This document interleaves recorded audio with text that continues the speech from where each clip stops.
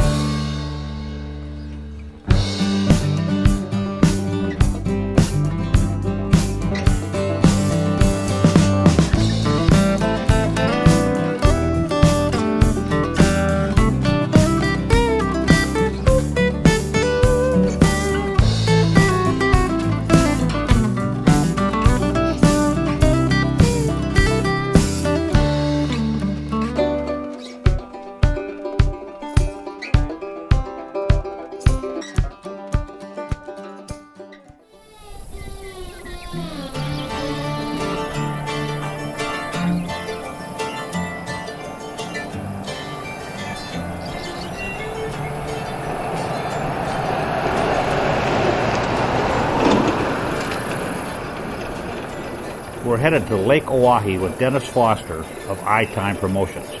Dennis is an avid outdoorsman. He spends his summer on the water, from the glacial lakes to the mighty Missouri, and he knows what it takes to get fish in the boat. We met Dennis outside of Akaska, South Dakota, one of Dennis's favorite fishing towns. One thing about the boat access to this area is that they are beautiful and well kept. Doesn't matter the size of your boat, launching is no problem.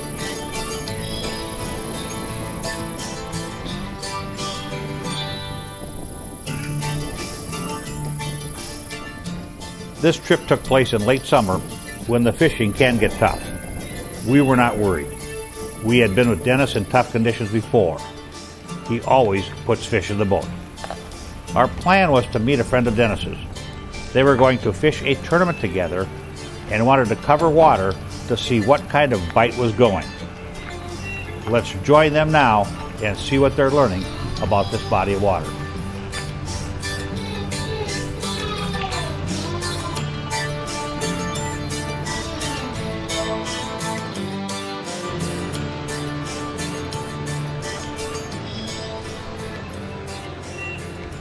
Well, folks, we're on Lake Oahe here. We've got a gorgeous morning.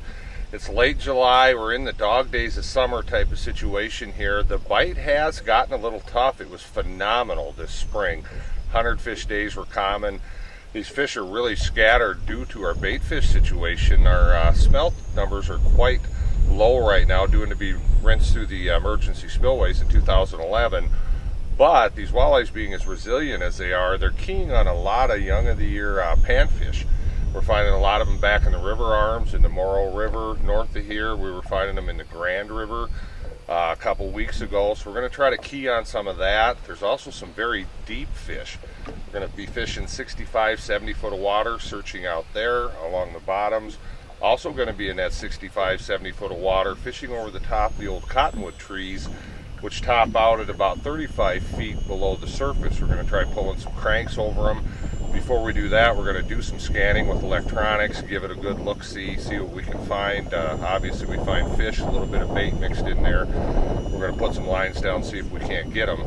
What I guess basically the moral of the story is don't be afraid to try a lot of different techniques. You know, you're faced with these conditions. Just because a typical bottom bouncer spinner thing in 15, 20 foot of water doesn't work, doesn't mean the fish aren't there and they're not ready to be had.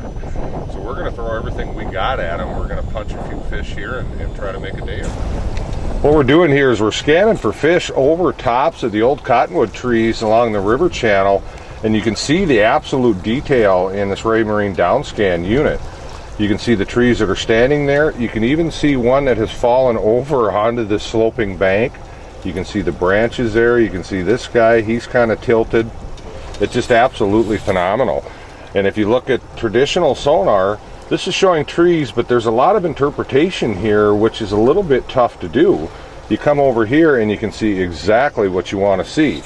In this particular area, we're not marking any fish in them yet, but that's what we're looking for. You know, if we do mark fish, great, we're going to fish them. If we don't, we know we do not need to spend our time trying to pull over top of them. A typical technique with these would be pulling crankbaits over the top. I'll even pull spinners on snap weights. Just a lot of different things you can throw at them, even spoons for that matter, and that's just something nobody ever thinks of on a lot of inland waters. It darn sure works on the Great Lakes, and it definitely works for us out here. Just another overlooked option. Like I referred to earlier at the onset, we're just going to throw every doggone thing we can throw at these fish and try to put something together. The other thing I should allude to, seeing the control is right here, is I run trim tabs on my Warrior boats here, and I tell you what, folks, I would put it on any boat that you have out there. The control you have is just phenomenal. You can adjust the attitude of the boat depending on the conditions. And for what we're doing right now is I have the trim tabs dug all the way in. What that's allowing me to do is keep the nose of the boat down while I cruise along and scan this, instead of being in an up position, which is somewhat dangerous because I'm busy watching this screen. I want to be able to glance up and make sure I'm not going to run anybody over. Once again, here the detail, it's incredible. You can't say enough about it. There's a little bit of flex of bait in there, but we're not marking a whole lot of fish.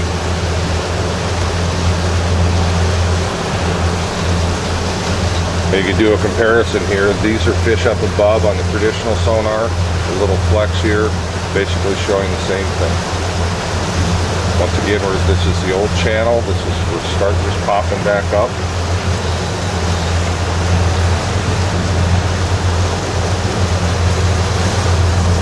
We're going to run a mile or two and run through this. Just because we're not marking any here or not a lot here doesn't mean that we won't come across a stretch where there are some fish.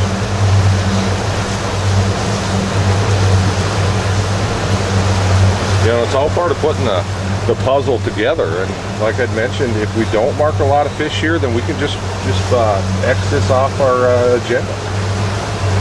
It's one less thing that we have to be concerned about.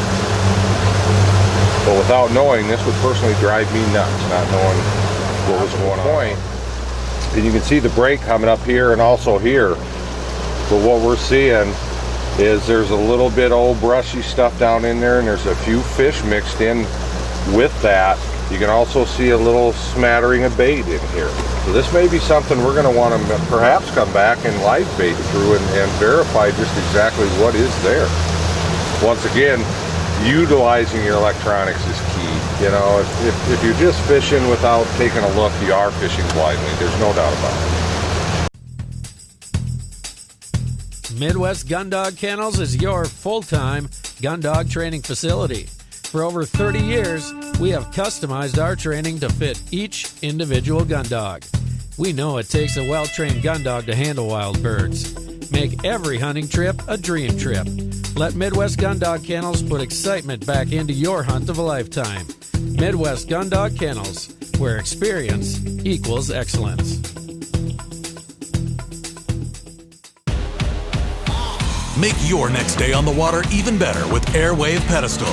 The only air suspension system that can be custom adjusted to the weight of the rider. No unreliable springs, no oil-filled shocks to leak. Our patented design utilizes a two-stage suspension system to smooth out the roughest ride, while limiting travel to an industry-leading 2 inches. This boating season, enjoy your time on the water to the fullest. Find out how at airwavepedestal.com.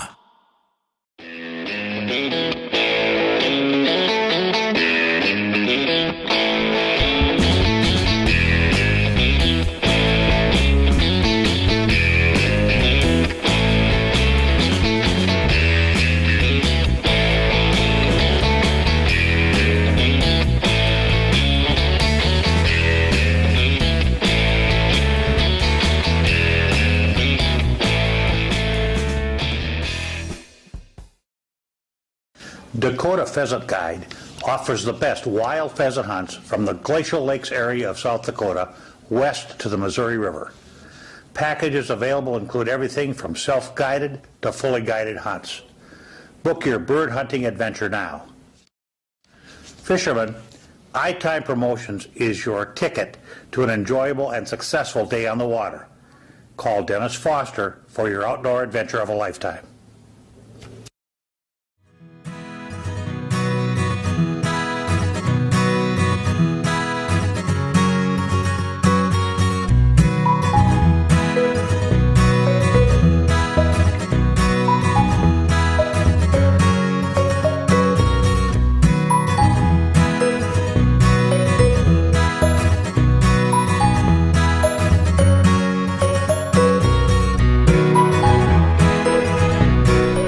Power bait here, and I'm going to vertically jig this, and then also as we get closer to shorelines I will pitch this into the shore. The reservoir has come up quite a bit recently and it's completely full, and with that there is a little bit of flooded grass and clover along the shorelines, and occasionally these fish will get right up tight into that stuff, so it's darn sure worth checking out that option as we get a little closer to the shore. Fucking nice fish. Wow. Need to be doing some more of that. We're literally back in the bay at the boat launch. Oh, little guy. Seeing a lot of this on Lake Hawaii now. There's a huge year class of these 14, 15-inch fish. The smelt population is down dramatically. Most folks are aware a lot of our smelt did get washed through the emergency spillway on Oahe Dam down at Pier in 11 due to high water. We're actually back, far back in the Morrow River, which is a major river arm of the reservoir, a major spawning arm. The reason we're back here is there's such a lack of smelt that we're typically used to. There's a lot of young of the year crappies, white bass, that type of stuff back in here, and I believe that's what these fish are keying on. If anything, we've seen a bit of a reversal in the reservoir. Typically, you know, we're in late July here.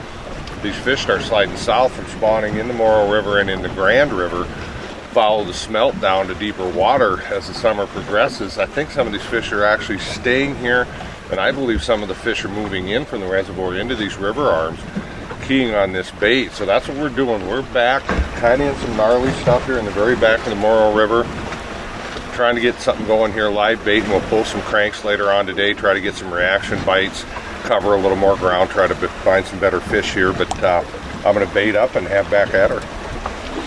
What we're doing here is we're just what I call point hopping. You get on a reservoir as expansive as Lake Oahe here, it's really intimidating to a lot of folks because there's literally thousands of points. They all look very similar. You know, a lot of folks come out and say, geez, where do we start? A big key to it is getting information at the bait shop, maybe visiting with some local guides. We're out of Akaska, South Dakota here. I'm going to lean heavily on Chad Schilling, well-known fisherman, well-known tournament fisherman. Get headed in the right direction. But what really helps is quality electronics. And what we're going to do, rather than just trying to fish these points, because you can never do it in a lifetime, fish all these points, is we're just going to scope them out with our electronics here. You can see I run real tentative bite so far. We haven't really got these fish dialed in. Still hopping around. He's there, but he's just swimming with it. I just don't know what to do here. Yeah, he's still there. There we go. No size to it, but we got him. A lot of these smaller fish in the reservoir right now, which bodes very well for things to come in the future. There's just scads and scads of these. Earlier this spring, you know, you hear these 100 fish days, no exaggeration, probably 150 fish days out here. Quite literally impossible. You got a couple guys fishing to keep 4 rods in the water. A lot of fun. It's good to see these guys. We'll get him back. We'll get baited up here again, see if we can't find his grandmother. Yeah. There we go. No, that's fish. Under the boat. Feels a little better, but I might be pulling on the boat here a little bit. Get him around here so I can see him. There we go. Lift him up in here. Just a nice eating quality fish here. You know, gosh, he's a little better than I thought. He's probably 17 and a half, I suppose. You know, these fish are coming back. We did have 8 fish limit, double our limit here for a while, and Game Fish and Parks was doing that. in an effort to thin some of these numbers down, and the bait fish population was so low they were kind of eating themselves out of house and home. They did take it off around the first of the year here, back down to 4. I think they did the right thing. We've still got plenty of fish. The bait is starting to balance a little bit. We're down on our smelt, but we do have a lot of young of the year panfish back in here. You know, and Tom and I were just discussing, you know, what are they eating? I think it's a lot of white bass, probably crappies. And just theory, I'm not so sure it isn't a lot of small catfish back in here, because we're way back in the very back end of the Morrow River here. Catfish love it back in here, and I think these fish are keying on some of them. You know, and he was nice enough to bite. We're going to throw him in and have him for supper.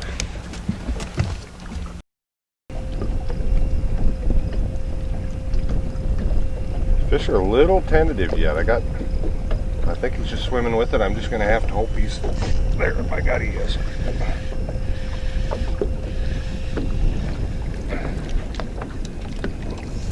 Another smaller fish, but if anything, what it's doing is it's telling us that our presentation is right. You know, we're just going to have to sort through some of these guys. We're doing a slow death hook thing here. These are some rigs I've tied myself. I just got a small 1.1 inch smile blade out of Max Lures ahead of it, and you can see how easily that thing spins, and it's kind of key. It adds a little bit of flop and rotation, and these things will spin as low as a 1/4 mile an hour, so they work great for live bait. You can bump them up clear up to 3 mile an hour if you want, so no matter what speed you're going, they will turn and they will add some attraction. This crawler looks good enough. We're going through a lot of little fish. I'm just going to drop him right back in there and see if we can't get a better one. These fish are tentative, and what I'm actually doing here is I'm fishing a slip bouncer. I've got a snag over here. I just dropped him some line, and I do have a hold of this fish.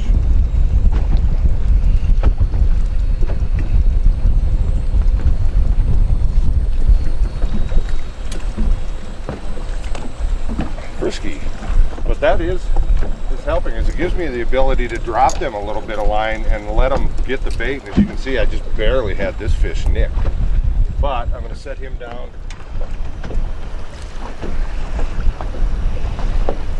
You'll notice I don't do any wild hook steps.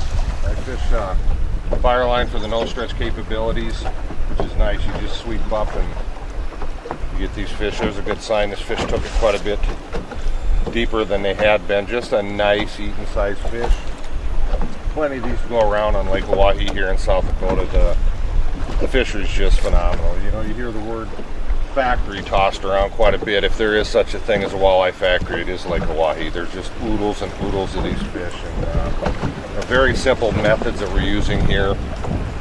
Basic slow depth methods, playing around with a couple different attractors in front of them, but you know, gosh, anybody of any skill level can certainly come out and get these fish all day long. Diesel train rolls down the line as I'm headed for the land of corn and rye. There is a place I'm always satisfied, full of remedies to ease my. Fish are getting more aggressive. This fish has literally got the bait swallowed once again. Using a slow death hook into half a crawler. It's something that's born right here on Lake Oahe. The cat's out of the bag the last several years. It's just a go-to technique. You know, people think of Hawaii, they think of bottom bouncers and spinners, which obviously do work. But what I like about this is if the fish are active, they'll hit it. If they're sluggish is where these things really shine. So you've got the best of both worlds working for you at all times. Just that slow rotation of that work. A lot of times you pick the rod out of the holder and you'll lose those fish. You saw I just reeled down on it real quick. And with this fire line with no stretch, that'll take and set the hook for you. Barely got it. There you go. But it does help.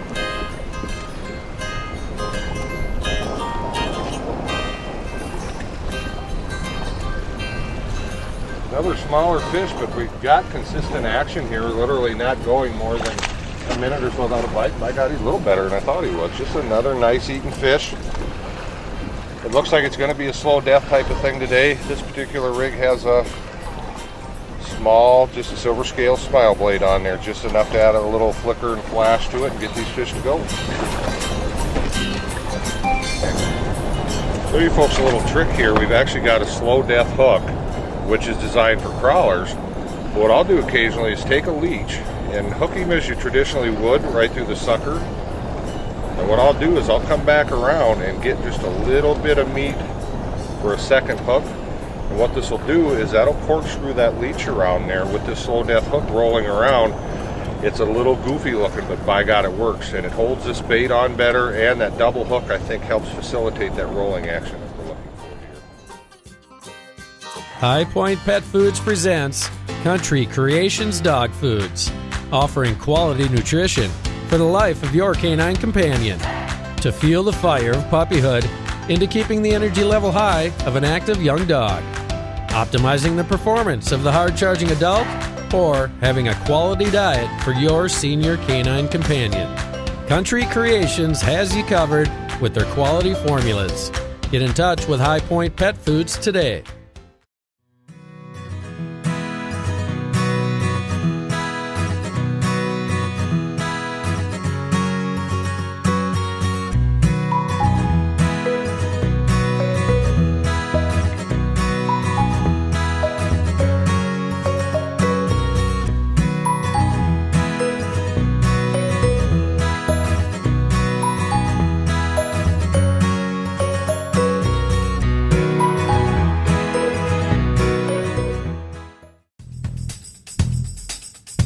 Midwest Gun Dog Kennels is your full-time gun dog training facility. For over 30 years, we have customized our training to fit each individual gun dog.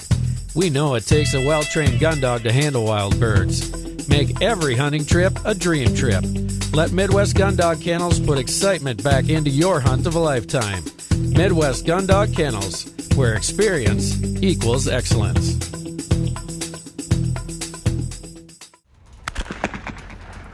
Well, as you might be able to tell, I spend a lot of time behind a shotgun. Whether it's at the clay target fields, sporting clays fields, doing exhibitions, or bird hunting, I always trust my shooting skills to the Rio elites. Not only for the lighter recoil, but as you can tell, the harder hitting, consistent patterns. These clay targets don't stand a chance when you shoot Rio elites. Dakota Pheasant Guide offers the best wild pheasant hunts from the Glacial Lakes area of South Dakota west to the Missouri River. Packages available include everything from self-guided to fully guided hunts. Book your bird hunting adventure now.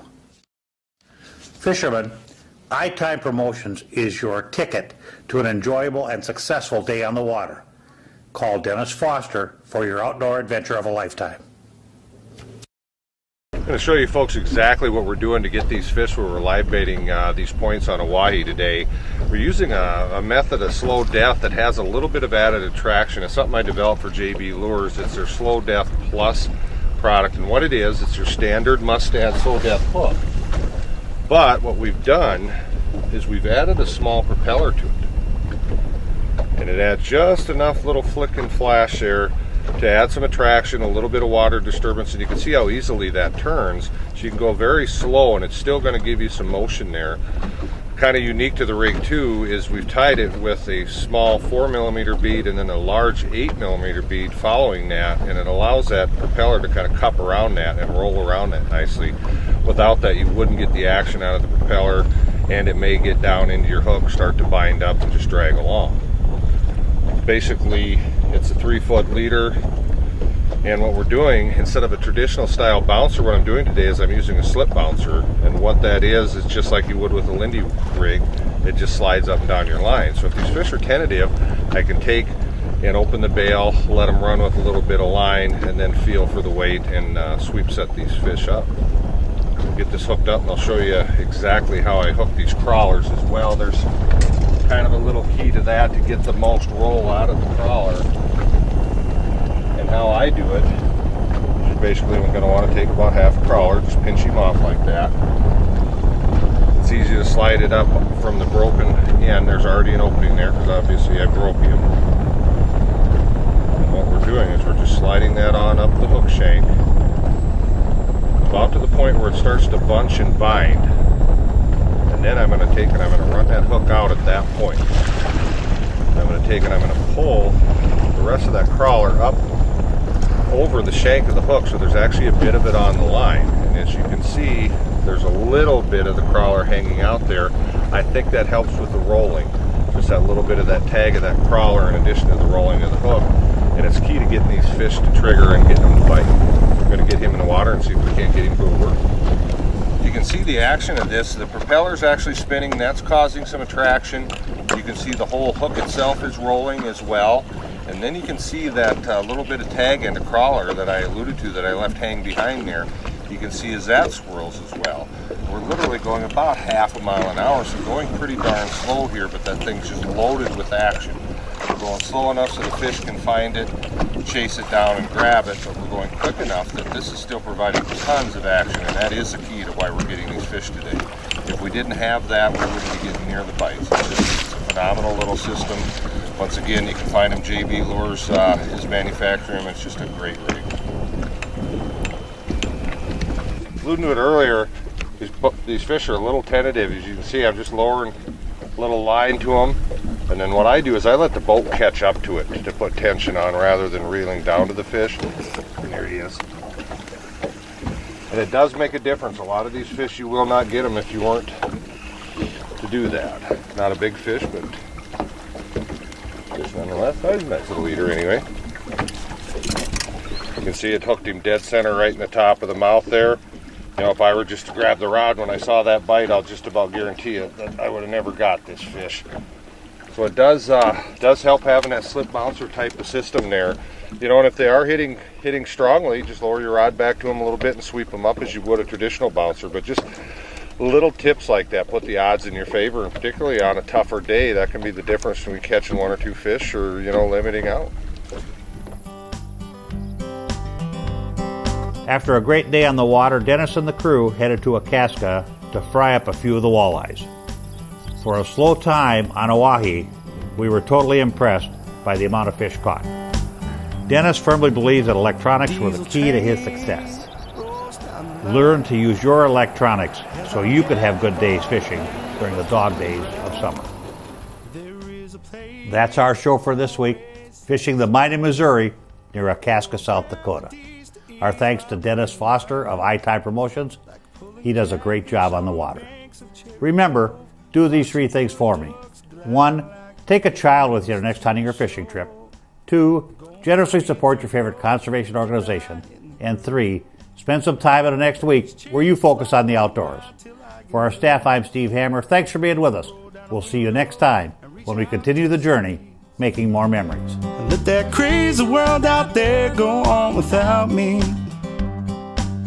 It's like that river only knows one way to flow. Ain't nothing gonna change me, so I've got a dirt road soul.